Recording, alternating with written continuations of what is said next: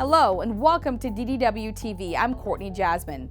It's the final day of DDW 2021, and like the last 2 days, it's packed with can't-miss events. Tune in to the SSAT GI surgery debate. Hepatobiliary and pancreas post-pancreatectomy acute pancreatitis is a relevant clinical entity.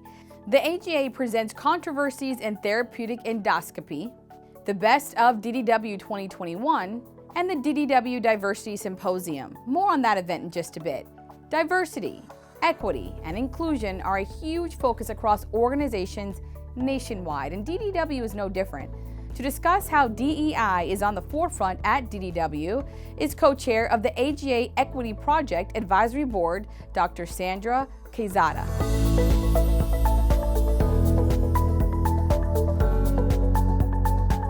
Well, I'm looking forward to the Gastroenterology Women's Coalition, or GWC Symposium, entitled Take Charge of Your Career and Execute Your Strategic Plan.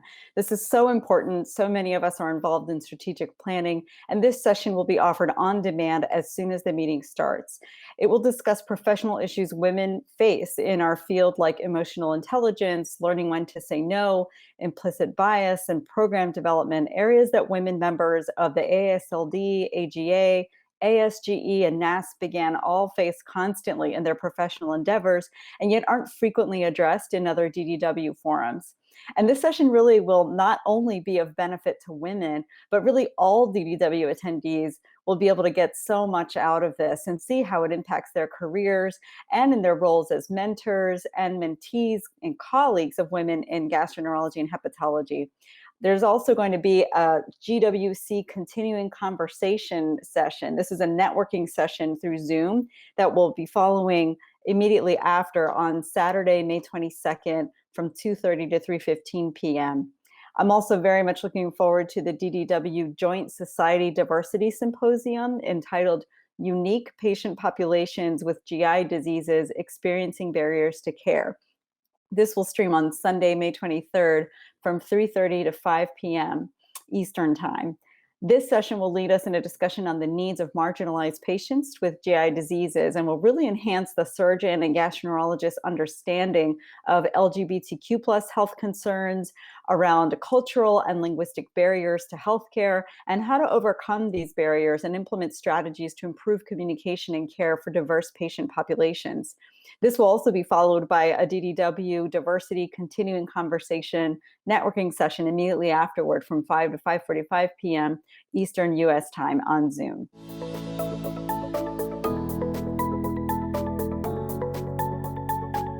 For assistance with locating additional sessions and presentations dedicated to diversity, equity, and inclusion, search for sessions using the DDW Healthcare Delivery, Disparities, and Quality track. You can find over 30 lecture and poster sessions from across the sponsoring societies that fall under this healthcare delivery, disparities, and quality track. For example, the AGA session on race in medicine and science, which discusses the impact of race and racism in several facets of care in gastroenterology and includes a live expert panel discussion on the future direction towards achieving health equity in GI. The AASLD session, Health Disparities in Liver Disease, will present 4 top oral abstracts and include a presentation from Nadia Jonasate on the importance of health disparities in hepatology research. And the SSAT Healthcare Quality and Outcomes Committee panel will focus on mitigating disparities in the delivery of GI surgical care and discuss strategies for hiring a diverse workforce, how to implement a quality improvement program, and how to mitigate disparities between urban and rural populations.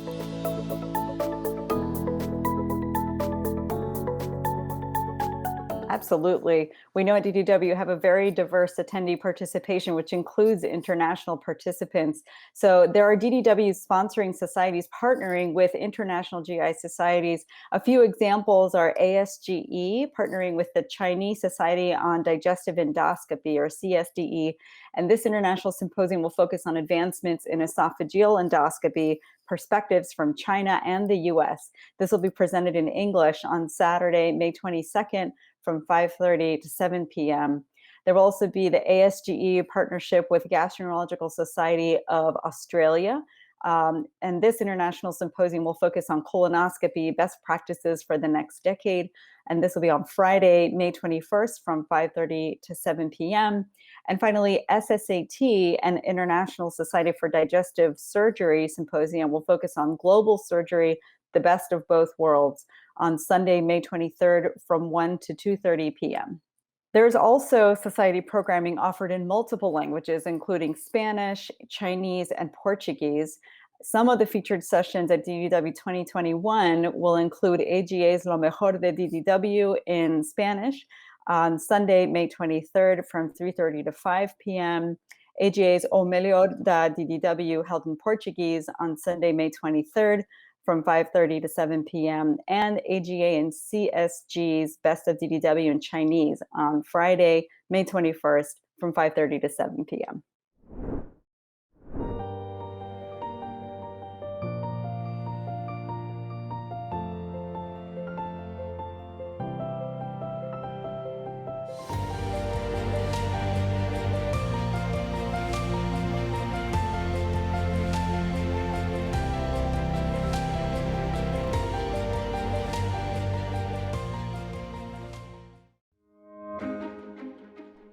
AI isn't coming. It's already here. The future is now. The GI Genius Intelligent Endoscopy module uses AI to automatically detect polyps of all shapes and sizes. Trials with GI Genius demonstrated a 14% absolute increase in ADR compared to high definition alone. This transformative solution seamlessly integrates with your workflow so you get the results you need in real time. Detect the undetected, powered by AI.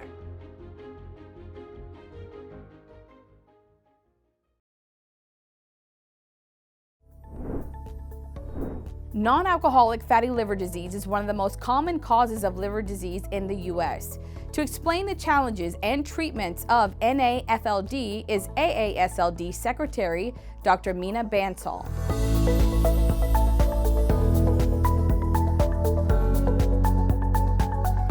I think that NASH and NAFLD are so prevalent in our society. The key, issue that clinicians face is really identifying those who are most at risk for fibrosis progression. With the obesity epidemic, having steatosis in the liver is quite common, but we know that fibrosis is the key feature that will determine whether or not a patient will get into trouble down the road from liver disease stemming from NASH. And so really having good biomarkers to identify those patients as early as possible would be great, but still remains a little bit of a challenge. The other thing is that we're learning that it's such a heterogeneous disease. And so there are multiple subphenotypes, if you will. And in those subphenotypes, there's different drivers for disease. And therefore, the therapeutic landscape may be different and may need to be personalized for each individual patient, depending on what the major driver is for their disease.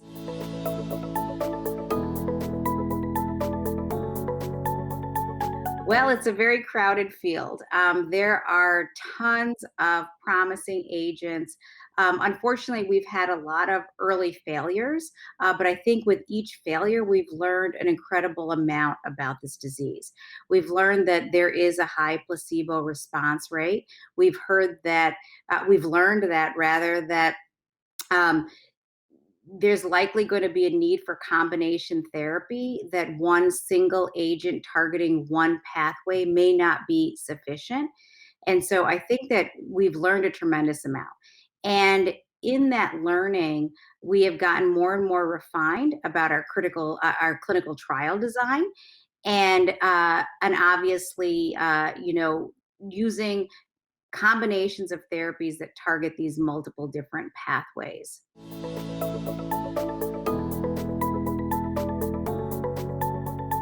I am really excited about DDW 2021. I think what's so great about this meeting is that it is the four societies joining together. So it's really a true collaboration. And I've really enjoyed working with my co-chairs in developing this program. There is a lot about COVID-19, as there should be. We know that that is a very hot topic, and people are anxious to know about the impact of COVID-19 on the liver, which is the session that we've co-created, but as well as on other GI organ systems. So really excited about all the new information that's going to be presented at the meeting about that. In addition, there's a lot on Hep C elimination pathway. The other thing that the COVID epidemic really surfaced was the use of alcohol, and it increased during this pandemic. And so, very excited about programming that looks at early alcoholic liver disease and how to identify those patients early on in the trajectory and hopefully intervene. The other thing I'm really excited about at DDW 2021 is our outstanding state-of-the-art lectures. We have Dr. Scott Friedman discussing antifibrotic therapies and whether or not we need more targets. We have Dr. Lupe Garcia Sao giving us an update on the management of portal hypertension. We have Dr. Mary McCarthy Ranella talking about the NASH clinical trials and all the things that we've learned through the process. And lastly, Dr. Lewis Roberts on emerging local and systemic therapies for HCC. These are really cannot miss presentations. We also have added live Q&A, kind of like an interview format at the end of these state of the art. So I'm really excited about that, and I think everybody will really enjoy it.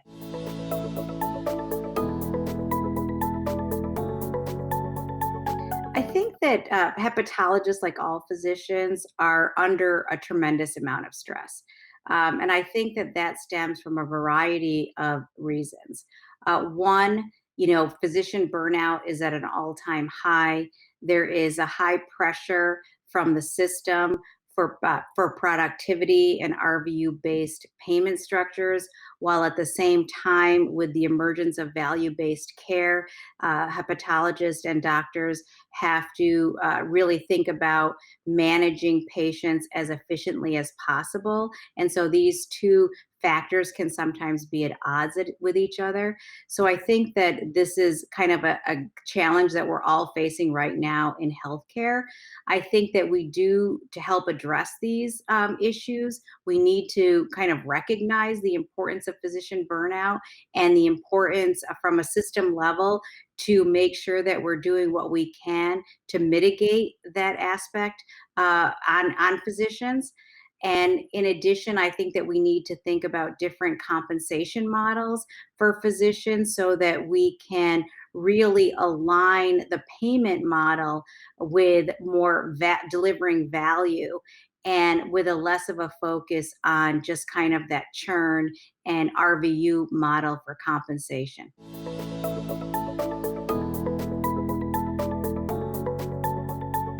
Well, there's no doubt that I prefer a live conference. There's nothing like the networking and the joy that I get in interacting with my colleagues from around the nation and around the world. So no substitute for that.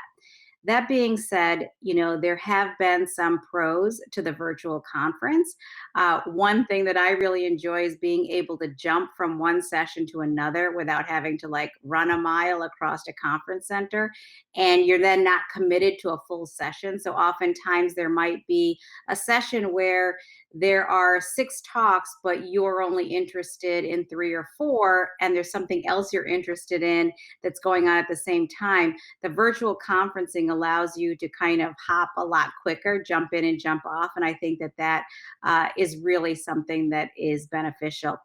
I think also, we did find that in some of the networking sessions, Zoom can be a good format, or a Zoom-like format, virtual, because it almost is a little bit more democratic. Like everybody really is on the screen, and I feel that people may be more likely to participate more broadly than in a room where they may feel a little bit hesitant to kind of get up and ask a question.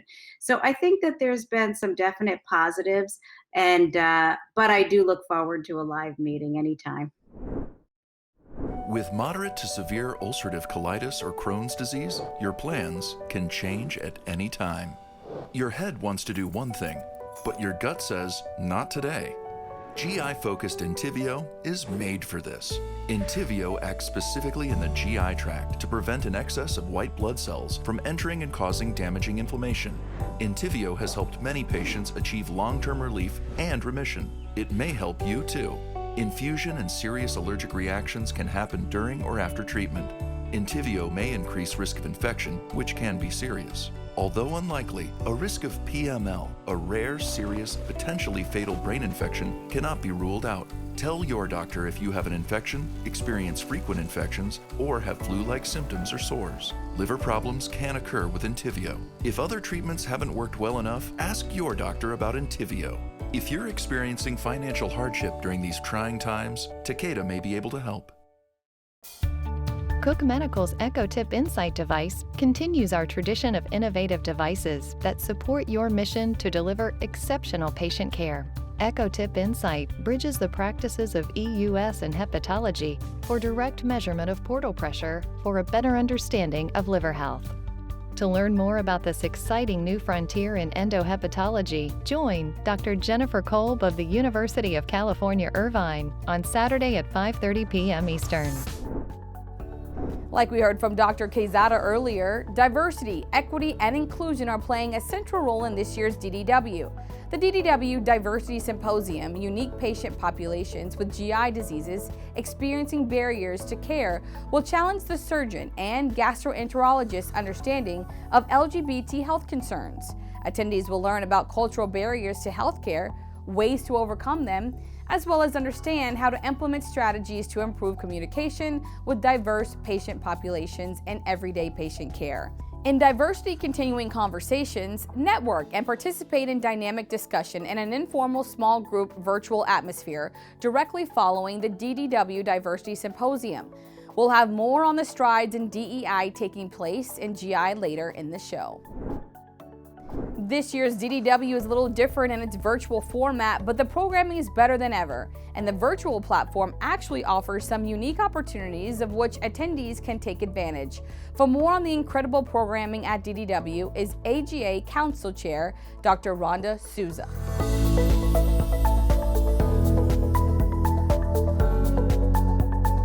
That DDW is back. And we're very excited and proud of all the hard work by AGA member volunteers and the AGA staff to bring attendees a full 3-day meeting that features the latest scientific and educational sessions, plus a wide variety of networking and engagement opportunities with colleagues, expert leaders, and industry supporters. And our AGA sessions are going to reflect the diverse areas in basic clinical and translational science from our 13 council sections, with additional educational offerings from AGA committees to support the needs of our attendees.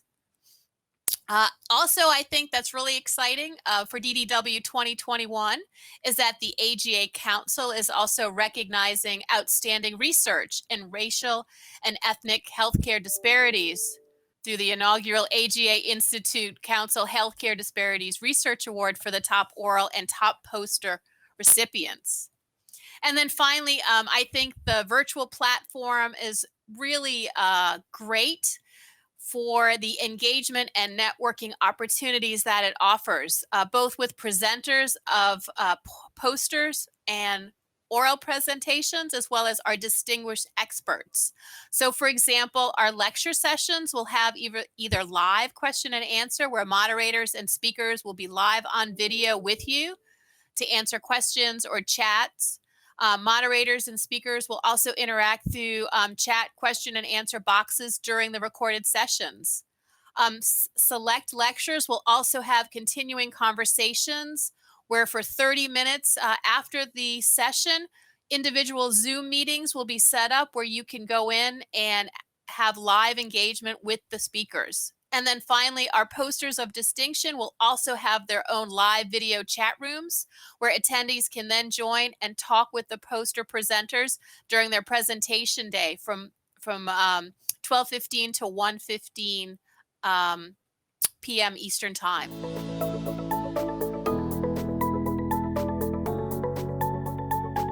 DDW-TV highlights will assist attendees with navigating the virtual format and finding sessions of note that you you might want to attend.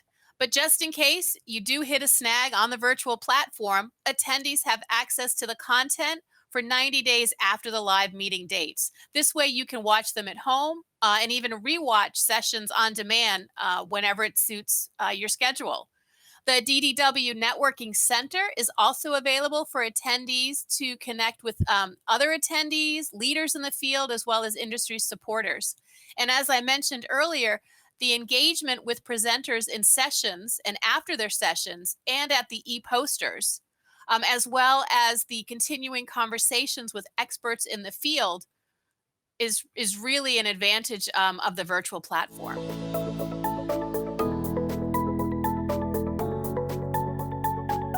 Leadership and collaboration within AGA's council and its committees. Thorough consideration of the sessions, the speakers, to truly present the best science and education for a virtual meeting environment. The AGA Council met virtually itself as part of a 2-day planning process with 2 meetings in July and January to review and finalize the programming. And these planning meetings led to the robust discussions about the virtual meeting and session programming and how to make the most out of the virtual format.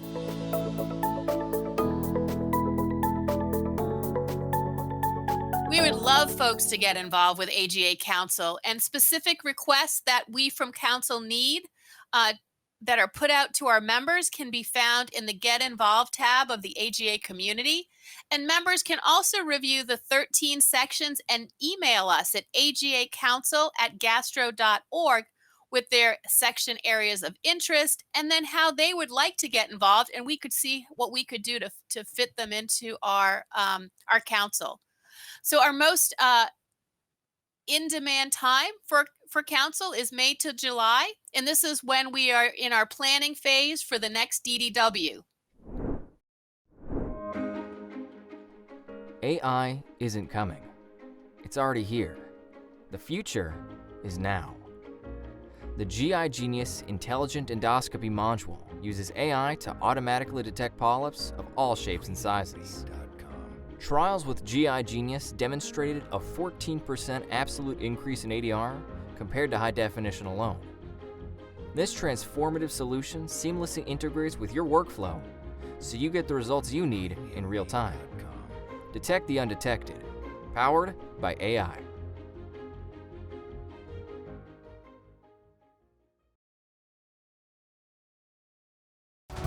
At Cook Medical, we are dedicated to bringing you groundbreaking devices to help you deliver exceptional patient care. Our spirit of innovation continues with devices like HemoSpray, Flourish, our next-generation Instinct Plus clip, and the new EcoTip Insight. Through physician collaboration and thoughtful design, we create simple solutions for complex medical problems, and it is our privilege to partner with you to improve patient care. The ASGE is another organization making strides towards closing the gaps as it relates to GI health and disparities in underrepresented groups. With more on ASGE's initiatives in diversity, equity, and inclusion is Governing Board Counselor Dr. Jennifer Christie.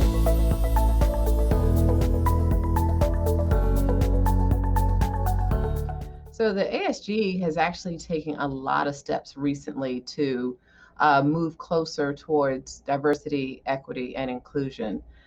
Number one, the first thing we did back in the summer of 2020 was to reinstate the Diversity and Inclusion Committee. Initially, it was merged with the Member Engagement Committee, but now we separated it out, expanded it, and we've been off at work. Other things that we've done is to create an action plan as it relates to diversity and inclusion for ASGE. And within that action plan, we have established 5 major priorities. The first priority that we included is to increase diversity and inclusion on all ASGE boards and committees and task force and programming. Also to help to promote diversity in the workforce. Additionally, one of our priorities is to promote equity and inclusion in the workplace, regardless of gender, race, and ethnicity, as well as sexual orientation, religion, and disability status. The fourth priority is to expand healthcare equity and access to GI care. And then lastly, we really want to help to expand a culturally sensitive as well as diverse healthcare workforce, particularly as it relates to gastroenterology. In addition to that, it's really important that all of these objectives, these priorities that I just mentioned, are expanded and are tackled by all of the ASGE committees and also many of the special interest groups, and that everybody really be intentional about these priorities and play an active role in making sure that we're able to accomplish these goals. The other thing I wanted to mention is that we established a new research award as it relates to healthcare disparities. And so that's something we're really excited about because we want to get more information about gaps in access to health and also outcomes. And so this research award will really help to support that. So that's just three of the major things that we've done in the last year.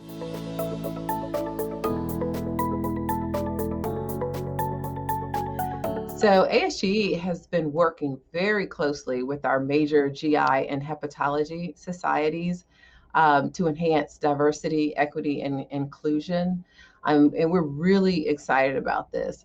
So this summer, the leadership of the major GI and hepatology professional societies tasked the representatives from each of those societies to come together and form the Inter-Society Group on Diversity.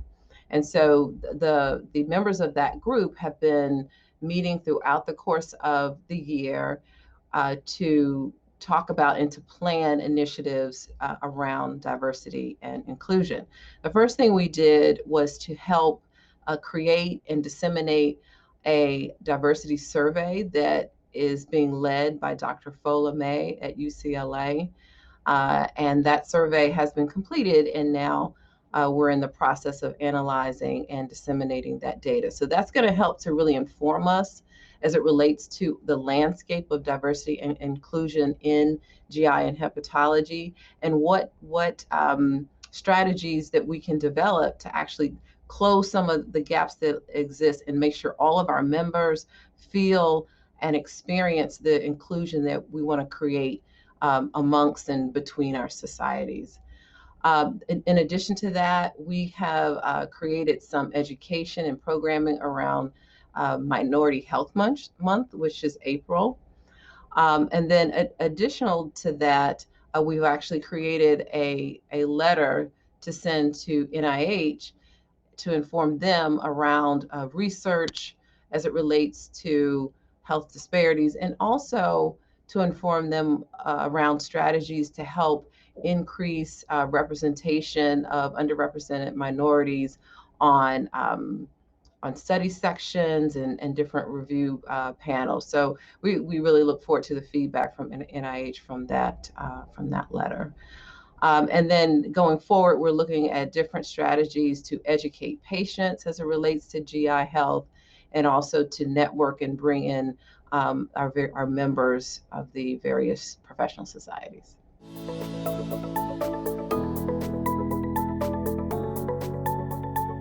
So the greatest opportunity to close the gaps as it relates to GI health and disparities in underrepresented groups include, number one, is to make sure we educate our patients as it relates to healthy diets and adequate and appropriate nutrition to maintain overall health.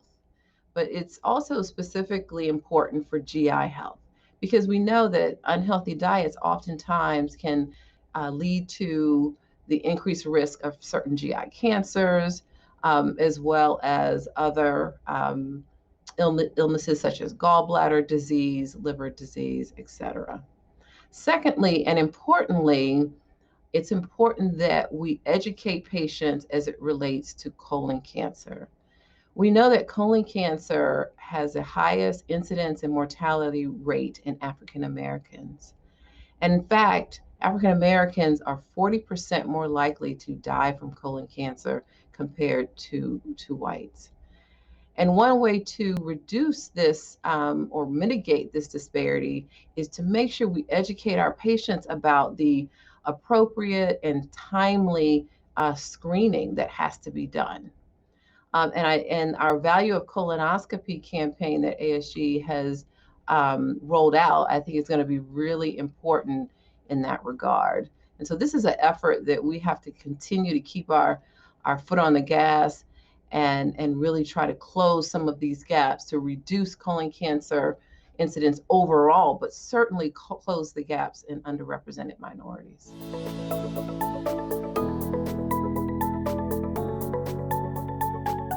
So our GI fellows are really a priority for us at ASGE. In fact, we normally host a first-year fellows endoscopy course annually. However, this past summer, 2020, we were able to host it virtually, and you know, it's amazing that we could get almost all of the fellows in the country to participate in this course and really start to engage in endoscopy. And unfortunately, this year it was not hands-on, but still be able to participate from a virtual aspect.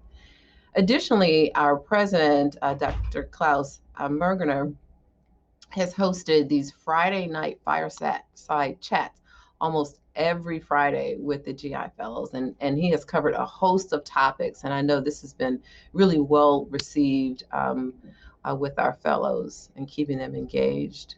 We're also starting a competition called the Golden Scope competition, and it is a virtual trivia game in which we're going to have a bunch of teams of fellows, and they're going to compete against each other, and then in the end have the winners, and they'll win some monetary prizes, etc. So that's going to be really exciting. Also, we have had our normal webinar and virtual meetings for our fellows as it relates to endoscopy. But additionally, we've had additional sessions on unconscious bias and professionalism issues, such as contract negotiations and women in leadership. And I know all of these have been really well received, and they're able to actually engage with the panelists real time. Also, we typically have at least one fellow on many of our ASGE committees, which I know has been a great experience for them.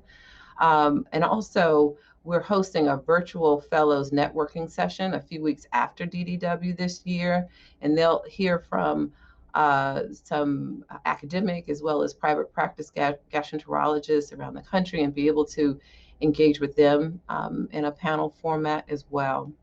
And then, of course, we have our ASGE postgraduate course at DDW every year, including this year. It's a few weeks earlier this year, but it's just a great opportunity for the fellows to hear from the masters of endoscopy around the country and even around the world. So there's so many ways in which we continue to engage our fellows, and we just really value their participation, and it makes being a part of this organization even that much more special.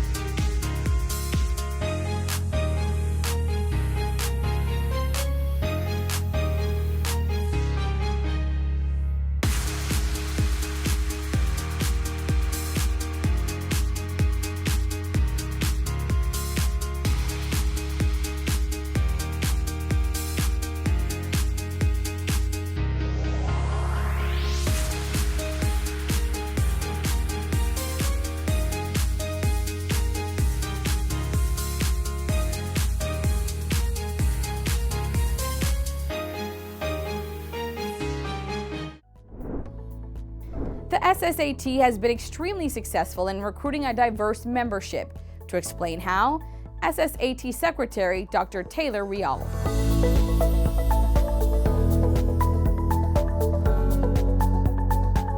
One of the really nice things about the SSAT is it's really the overarching society for all GI surgical diseases. I think we have an advantage in being affiliated with DDW, and we've really been focused on our call for membership and recruiting a diverse and inclusive membership. The link to DDW is very, very helpful because it really allows us to recruit surgeons across the entire spectrum, from people in academic medicine to people in private practice, bringing the latest GI techniques to the community. The SSAT has also been very deliberate in diversity and inclusion. So this year we have several initiatives, which I'm sure Dr. Callery talked about, but outreach for international chapters. In 2019, we started a Mexican chapter. But our society also started talking about diversity and inclusion years ago. So we had a task force that we formed in 2013. We really worked to offer opportunities to our memberships, or to our membership, that sort of highlights that diversity and inclusion. So for example, we have a healthcare disparities award that helps kind of promote people doing research in healthcare disparities. We have opportunities for our members that promote underrepresented minorities in medicine, for example. We have a partnership with the Society of University Surgeons where we sponsor somebody to take part in their Promising Leaders program, which is open to underrepresented minorities. So we've been very conscious and very deliberate about having these conversations and recruiting diversity in all aspects, in gender, in race, in orientation, in field of practice, different things. So this is something that has been very, very important to us, and we've had a significant call to membership over the past few years.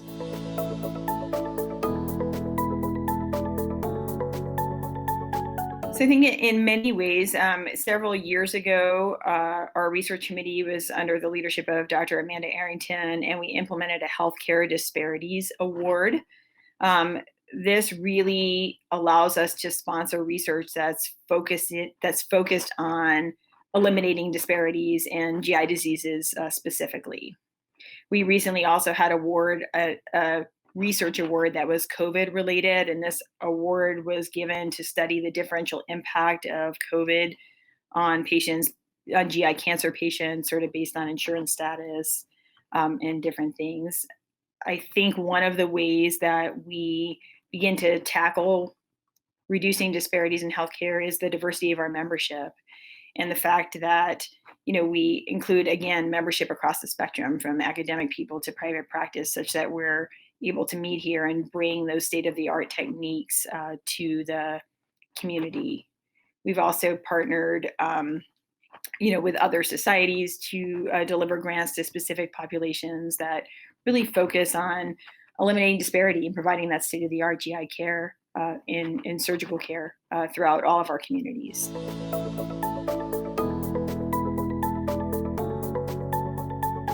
I think the major benefit in attending DDW is the networking and professional development that it offers. So I often reflect on the impact that the SSAT and the annual DDW meeting has had on my own personal career. My first national presentation was at DDW in 1997, and I presented on outcomes after resection of duodenal cancer. And to this day, I still remember that script and that talk. It's just an amazing opportunity to network, both within my surgical field. So through the SSAT, I've met multiple mentors who've advanced my career, not only in the SSAT, but sort of nationally. And then I think the other opportunity is that networking across specialties. So in order to push the envelope and to provide that state-of-the-art care in GI surgical diseases, we can't do that without our gastroenterology or liver disease partners. And I think this forum is especially unique because it really allows us to be together, to discuss those controversial topics, to push the envelope, and to really partner in team science and advancing care. And I think that's the big advantages is that networking and professional development in attending DDW.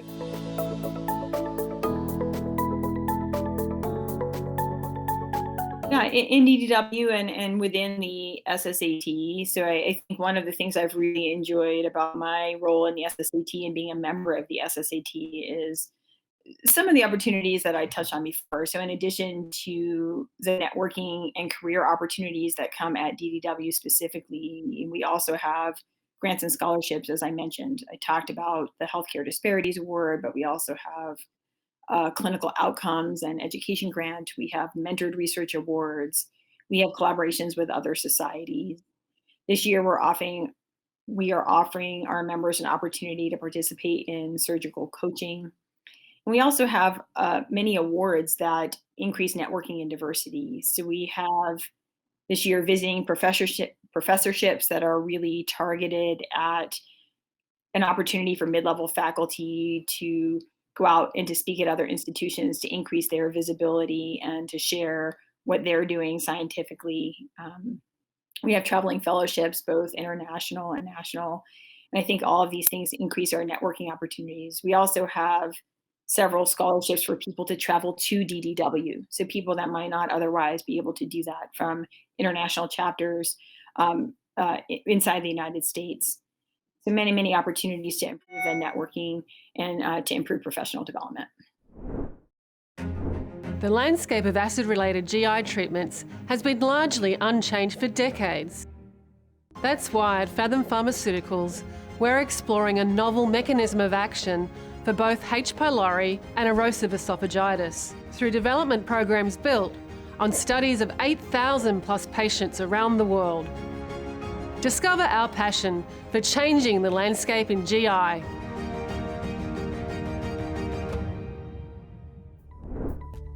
With DDW coming to a close, it's likely that you have a lot of great new information and insight from just the last few days. But DDW has offered over a half a century of incredible takeaways.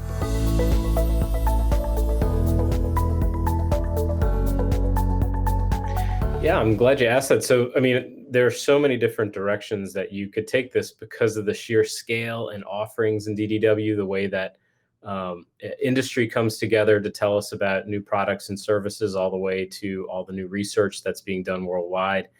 My little corner of DDW examines the role of quality improvement and how trainees can be involved in that. And that's something that I look forward to participating time and time again, and use that as inspiration throughout the year to help me mentor trainees and get involved in quality improvement, which is something that is so important for patients and the healthcare system in general. And I find it refreshing every year to hear the great work that's being done all across the country and all across the globe, and to try and take elements of that back into my practice and also push me to bring QI to the forefront of my activities at my institution.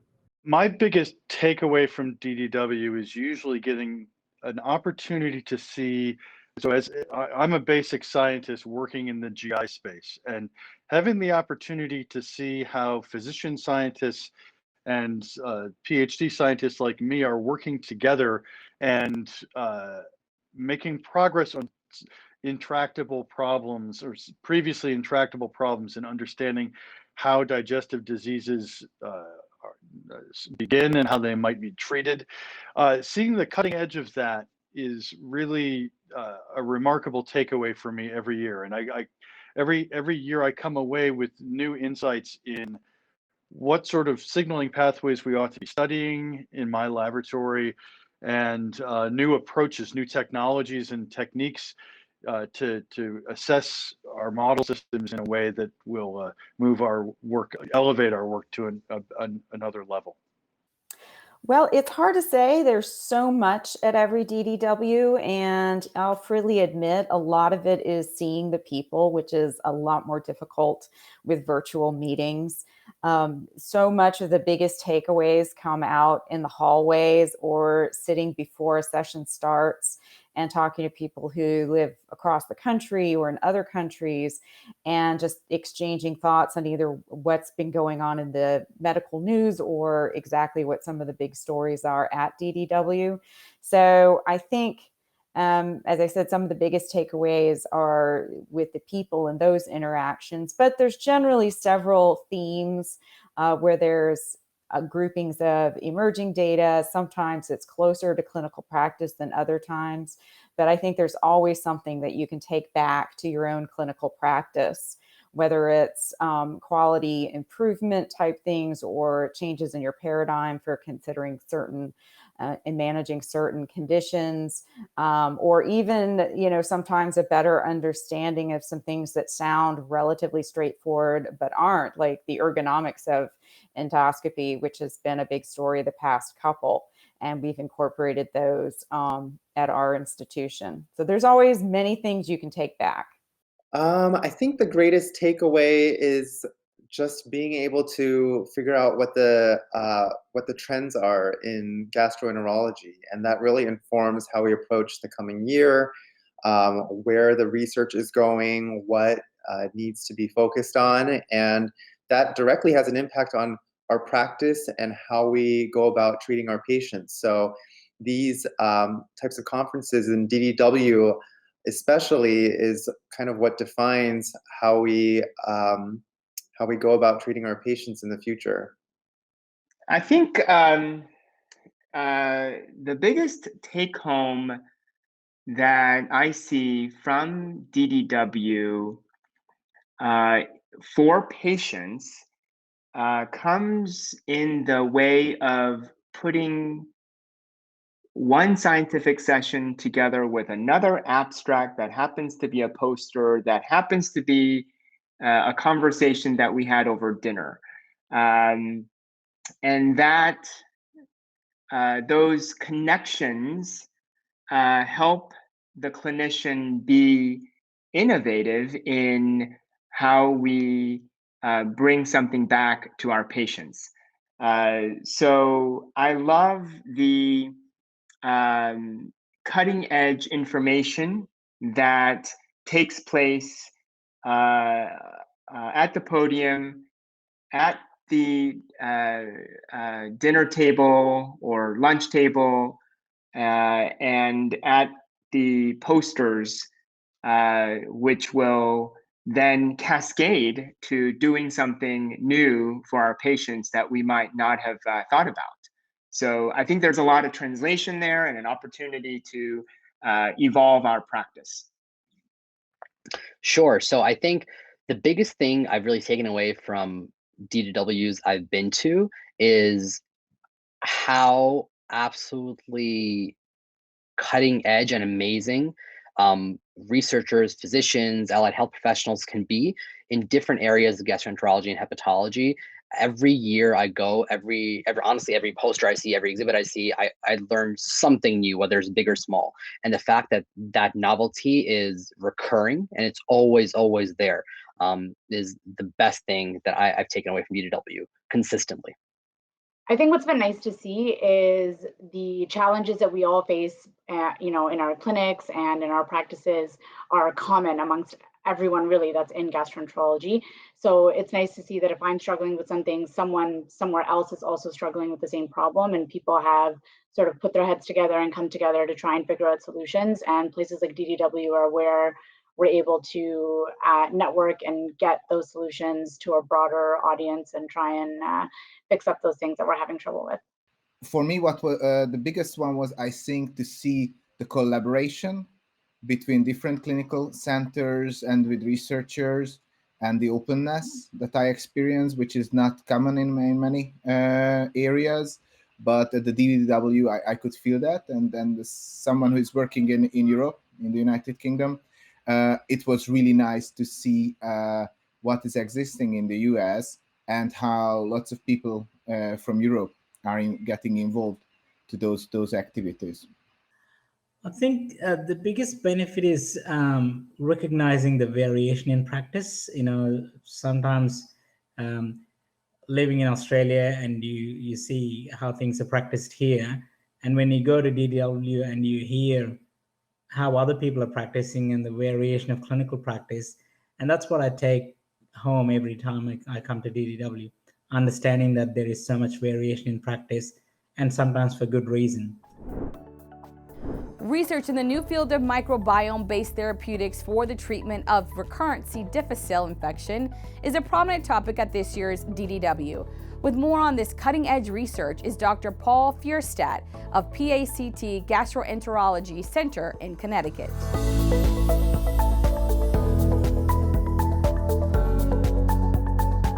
The foundational clinical trials that have considered microbiota-based therapy have really paved the way for our understanding of just how effective this treatment could be in reduction of recurrence of C. difficile infection.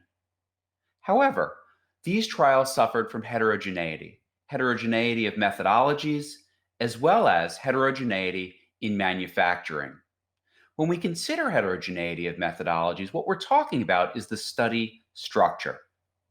The gold standard for study structure is a randomized controlled trial. And one meta-analysis published a couple of years ago by Sahil Khanna, Racine Tariq, and Daryl Pardee looked at 13 controlled trials for microbiota replacement therapy in patients with recurrent C. difficile. And what they found was that those trials that had an open label design had an efficacy of 82.7% versus 67.7% in those that had a randomized controlled trial format. A better structured study gives us a better idea of the realistic, real-world efficacy of microbiota replacement therapy in the patients that we see on a daily basis. Now, there was also heterogeneity with regards to the manufacturing process. A manuscript put forward by Buffetta and colleagues a couple of years ago showed that our reporting of how the material was created and processed for microbiota replacement therapy was very heterogeneous. So we weren't really sure what was within that material. And when trying to assess what was within that material, we realized that we have less predictability for safety and efficacy when we don't understand the screening process and we don't understand the filtration process, among other things. So what we're truly driving at is a unified and codified way of creating microbiota replacement therapy. And that can take the form of something called RBX 2660. RBX 2660 has the potential to be the first in-class live microbiota-based biotherapeutic. It has encouraging data in reducing rates of recurrence in patients with recurrent C. difficile infection. This product has been granted by the FDA orphan drug access, breakthrough status, as well as fast track. So it is well on its way to consideration by the Food and Drug Administration. Now, at Digestive Disease Week in 2021, virtually, a couple of really important trials were presented as it relates to RBX 2660. One of those trials was an open label study, an interim analysis, and the other was the phase 3 data, the PUNCH CD3 study, whose data and top-line results were originally reported as meeting the primary efficacy endpoint in May of 2020, but the details behind those results were presented at Digestive Disease Week in 2021. So what was the PUNCH CD3 study? The PUNCH CD3 study was a multi-centered, prospective, double-blinded, placebo-controlled trial. And patients with recurrent C. difficile infection were randomized to either receive RBX 2660 or placebo following a standard of care antimicrobial. The ratio was 2-to-1 for RBX 2660 versus placebo. Since a standard of care antimicrobial was completed prior to administration of the placebo or RBX 2660, this product was administered in both the inpatient and the outpatient settings. Patients were then followed for 8 weeks for recurrence of their symptoms with a positive stool assay, the primary endpoint of recurrence. Now, if anybody recurred within the study, they were granted access to the open label format of RBX 2660. In addition, the patients were followed for 6 full months for their safety profile. So overall, this was a well-structured study looking at 8-week recurrence as well as 6-month safety that met its primary efficacy endpoint. So when we consider what the future might look like after Digestive Disease Week, I think that we're really considering possible FDA consideration of a standard manufactured product like RBX 2660 that can potentially be broadly applied to a much wider patient population with true predictable safety and efficacy.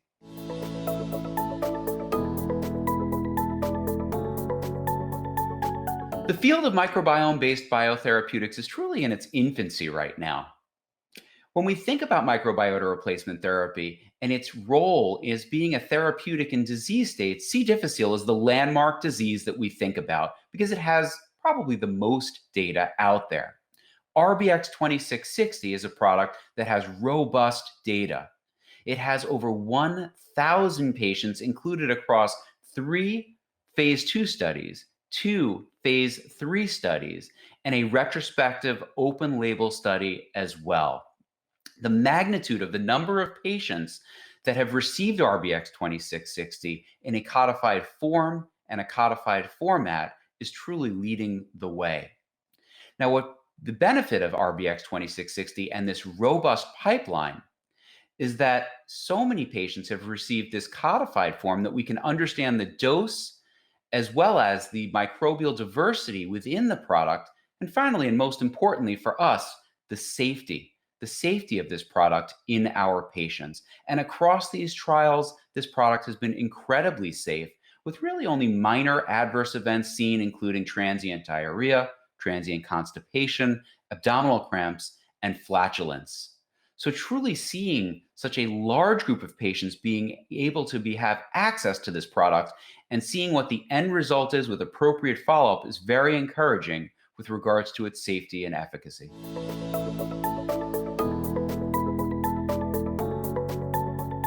That's a really important question. When one considers the pivotal phase 3 clinical trial that all of us quote for the efficacy of various treatments, we have to realize that those studies are clean studies. What do I mean by that? What I mean by that is that these are patients that usually only have one disease and really don't have many medical comorbidities or so-called confounding factors. So the inclusion and exclusion criteria are fairly rigid. And that's the goal of the study, is to see whether a specific therapeutic works on a specific disease state, trying to remove other variables that can impact the therapy and the outcomes. However, we practice in the real world. And in the real world, our patients have medical comorbidities. There was open label data that was presented as it relates to RBX 2660. And that open label interim analysis presented at Digestive Disease Week in 2021 showed very encouraging results. Overall, at interim analysis, 125 individuals had received RBX 2660. They were able to track down a total of 61 patients who finished 8 weeks. Overall efficacy of RBX 2660, 75%. How about a longer time frame? With a longer time frame, 6 months, overall, 27 patients were included, and the efficacy was 74%. So we see a sustained efficacy even at 6 months, albeit with a smaller group. But we're also seeing this 75-74% efficacy being right on par with the phase 2 as well as the phase 3 data. Included in this trial were 10 patients that had irritable bowel syndrome and 10 patients that had inflammatory bowel disease. Again, realistic patient populations that we see on a daily basis in our offices and in our clinics. So to be able to apply this information to our clinical practice and be rest assured that the efficacy is on par with the cleaner phase 3 data, these open label studies, these real world data analyses really provide us with a true assurance of the safety and efficacy for our patients.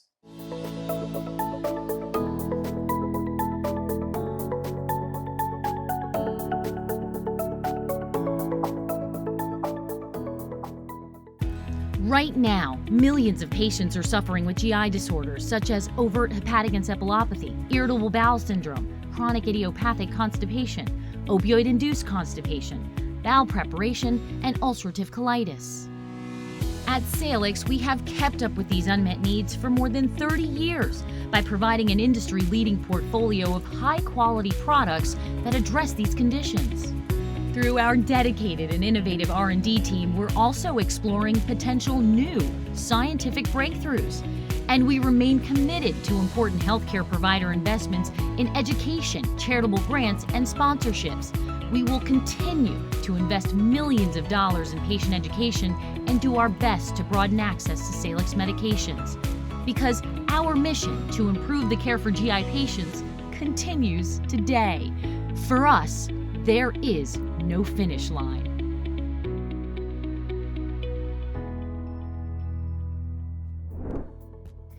3 days, 600 scheduled events, 2,000 e-posters, and a lot of incredible information presented to thousands of attendees. And DDW 2021 is in the books.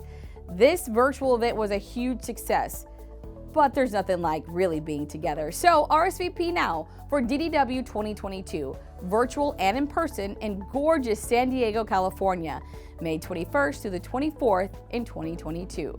We can't wait to see you there. Until then, thanks for watching DDW-TV. I'm Courtney Jasmine.